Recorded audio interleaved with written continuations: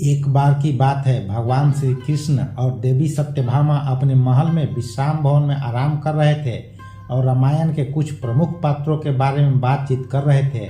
बातचीत करते करते देवी सत्यभामा के मन में एक प्रश्न आया। देवी सत्यभामा कहती है, हे स्वामी, मेरे मन में एक प्रश्न है, आपकी आज्ञा हो तो मैं आपसे प्रश्न पूछना चाहती हूँ। तो भगवान श्री कृष्ण कहते हैं, देवी सत्यभामा, तुम निसंकोच होकर पूछो, मैं तुम्हारे हर प्रश्न के रहस्य बताने के लिए तैयार हूँ। तो देवी सत्यभामा कहती है, हे दया के सागर, कुंभकर्ण के 6 महीने सोने के बाद उसकी पत्नी का क्या होता है? तो भगवान श्री कृष्ण बोले, हे देवी सत्यभामा, तुम्हारे इस प्रश्न से समस्त नारी जगत का कल्याण होगा, क्योंकि एक नारी की बात नारी ही समझ सकती है। भगवान श्री कृष्ण कहते हैं, हे देवी सत्यभामा, मैं तुमको एक कथा सुनाता हूँ। उस कथा में तुम्हें यह पता चल जाएगा कि कुंभकर्ण के सोने के बाद उसकी पत्नी क्या करती थी।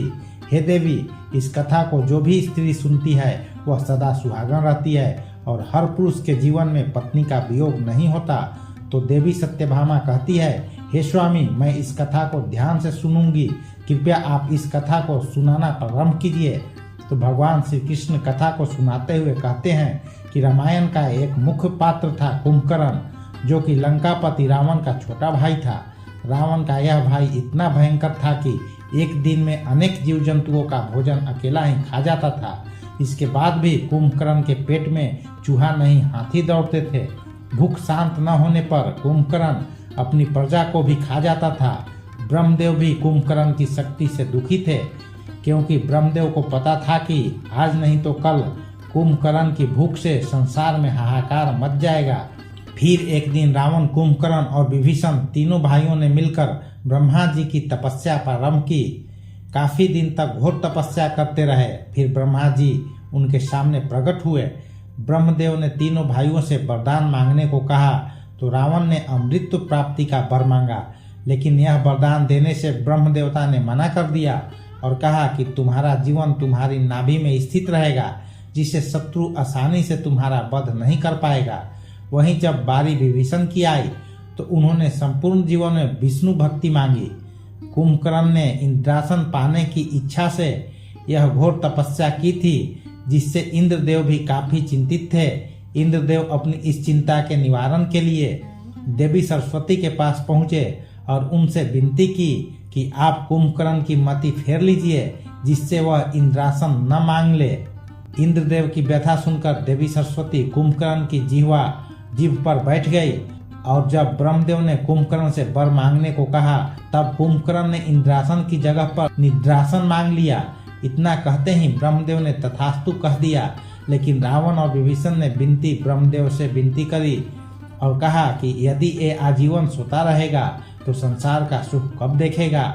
यह सुनकर ब्रह्मदेव ने 6 माह बाद एक दिन कुंभकर्ण को जागने का दे दिया आशीर्वाद और अगले दिन से 6 महीने तक सोने को कह दिया। सोते रहने के वरदान के साथ साथ ब्रह्मदेव ने यह चेतावनी भी दी थी कि यदि कोई समय से पूर्व कुंभकर्ण को जगाएगा तो वह दिन कुंभकर्ण का अंतिम दिन होगा। इतना कहकर ब्रह्मदेव अंतर्ध्यान हो गए। ब्रह्मा जी के वरदान के अनुसार कुंभकर्ण 6 महीने सोता था, फिर एक दिन जागता था और फिर 6 महीने सोता था। इस वरदान के बाद कुंभकर्ण सो गया तो 6 महीने बाद उठा। पूरी लंका में हाहाकार मच गया, क्योंकि उसका शरीर एक विशाल पर्वत की तरह था और उठते ही उसे भूख लगी। सबसे पहले उसने लंका में खाना ढूंढना शुरू किया। उसने लंका की वाटिका से फल तोड़कर खा लिए। सभी फल खाने के बाद भी उसका पेट नहीं भरा, तो उसने लंका से बाहर जाकर लोगों को खाना शुरू किया। कुंभकर्ण का शरीर बहुत बड़ा था, तो वह आदमियों को अपनी एक उंगली से उठा लेता था और उठाकर अपने मुंह में चबा लेता था। फिर रावण ने मंदोदरी से विवाह किया, तो उसके बाद रावण ने बलि से अपने भाई कुंभकर्ण के लिए उनकी कन्या ब्रजबाला का हाथ मांगा। ब्रजबाला बलि की पुत्री थी और बलि विरेचन का बेटा था। 52 अवतार में जब भगवान विष्णु ने बलि से 3 पग धरती मांगी थी, तो उस समय ब्रजबाला वहां थी और इन सब को देखने के बाद ब्रजबाला एक शक्तिशाली कन्या बन गई थी। उसे हथियार बनाने की अच्छी समझ थी। रावण के बोलने में कुंभकर्ण और ब्रजबाला का विवाह हो गया। बजवाला कुंभकर्ण के साथ लंका आ गई और लंका में बड़े बड़े अस्त्र शस्त्र बना रही थी।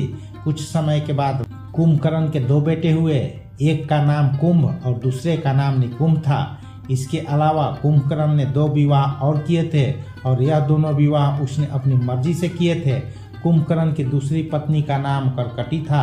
करकटी एक राक्षस पुत्री थी जो सह्याद्री की राजकुमारी थी, जिस पर कुंभकर्ण मोहित हो गया था और बाद में कुंभकर्ण ने करकटी से विवाह कर लिया था।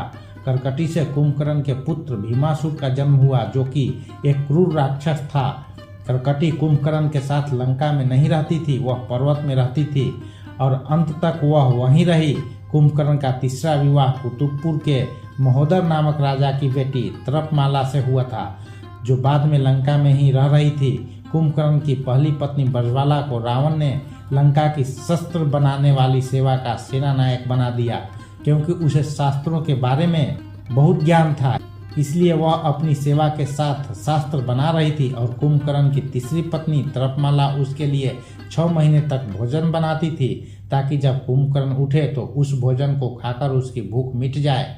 दोस्तों, रावण और कुंभकर्ण शुरू से राक्षस नहीं थे, एक श्राप के कारण वह राक्षस बने थे। धर्म ग्रंथों के अनुसार भगवान श्री विष्णु के दरबार में जय और विजय नाम के 2 द्वारपाल थे। सनत, सनातन और सनत कुमार नाम के 4 मुनि भगवान श्री विष्णु के दर्शन करने के लिए आए थे। उस समय जय और विजय नाम के श्री विष्णु के 2 पहरेदार ने उनकी हंसी उड़ाते हुए उन्हें रोकने का प्रयास किया। इससे वे चारों मुनि बहुत गुस्से में आकर श्राप देते हुए बोले कि तुम्हारे कर्म तो असुरों जैसे हैं, इसलिए तुम इसी क्षण असुर हो जाओ, यहाँ तुम्हारा कोई काम नहीं। इस पर जय और विजय को अपनी गलती का एहसास हुआ और उन्होंने उन ऋषियों से क्षमा मांगी। इस पर उन ऋषियों ने कहा कि हम श्राप तो वापस नहीं ले सकते, परंतु इतना हो जाएगा कि तुम हमेशा के लिए नहीं बल्कि 3 जन्मों के लिए असुर योनि में रहना पड़ेगा और तीनों ही जन्मों में तुम्हें मुक्त करने के लिए स्वयं भगवान विष्णु आएंगे। उसके बाद तुम फिर इस पद को प्राप्त कर लोगे। त्रेता युग के समय रामायण में भी कुंभकर्ण के पूर्व जन्म का उल्लेख है।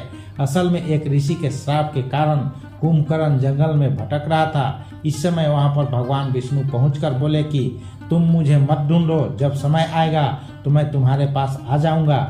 इसके बाद जब विष्णु ने श्री राम का अवतार लिया और अयोध्या नगरी को धन किया। कुंभकर्ण के बारे में बताया जाता है कि वह दूरदर्शी था और उसे पहले से ही पता था कि श्री राम कब लंका में आकर मेरा उद्धार करेंगे, परंतु अपने उद्धार से पहले उसने अपने भाई होने का धर्म भी निभाया। असल में जब श्री राम ने माता सीता के लिए लंका पर चढ़ाई की और लंका की सेना से युद्ध करने जा रहे थे, तो यह सब देखकर रावण ने अपने भाई कुंभकर्ण को जगाया था। बहुत मुश्किल से कुंभकर्ण के जागने के बाद रावण ने पूरी बात कुंभकर्ण को बताई थी।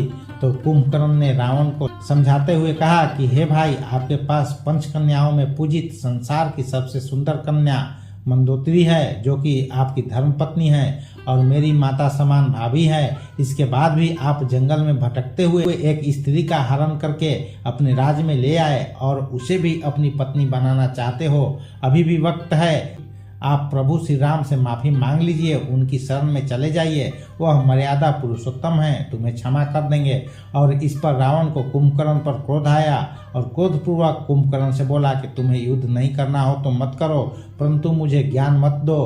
तो कुंभकर्ण कहने लगा कि भैया, मैं तो समझ रहा था क्योंकि इसी में लंका की भलाई है, परंतु आप नहीं चाहते तो मैं अपने छोटे भाई होने का धर्म निभाऊंगा और श्री राम से युद्ध करूंगा। इतना कहकर कुंभकर्ण रणभूमि की ओर चल पड़ा।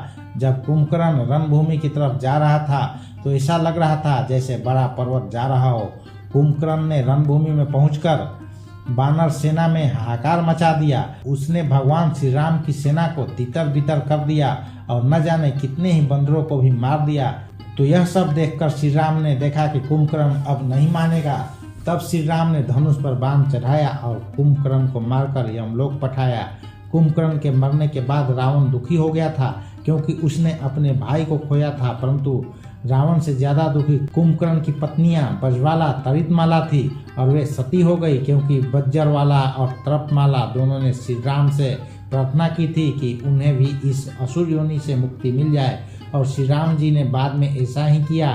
तब भगवान श्री कृष्णा कहते हैं कि हे देवी सत्यभामा, कुंभकर्ण के साथ साथ उसकी पत्नियों को भी मुक्ति मिल गई और इसी के साथ हमारी आज की कहानी भी संपन्न हुई।